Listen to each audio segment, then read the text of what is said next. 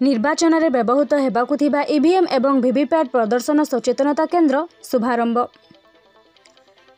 गजपति जिला पारलाखेमुंडी स्थित जिलापाल कार्यालय रे आज रविवार दिन निर्वाचन में व्यवहृत हेबाकु थिबा ईवीएम एवं वीवीपैट प्रदर्शन सचेतनता केन्द्र शुभारंभ हो जाइछि।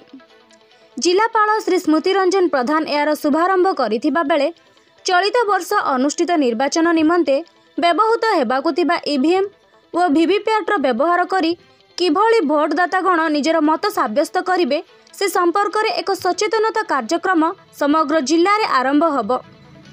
एही उद्घाटन कार्यक्रम रे अतिरिक्त जिलापाल श्री राजेंद्र मिंज, उपजिलापाल श्री आलोक कुमार प्रधान, निर्वाचन डेपुटी जिलापाल कमलाकांत पंडा, सुश्री तृप्तिमयी जेना, सहकारी जिलापाल मंजुलता बेहेरा एवं विभिन्न राजनैतिक दलर प्रतिनिधि माने उपस्थित थिले।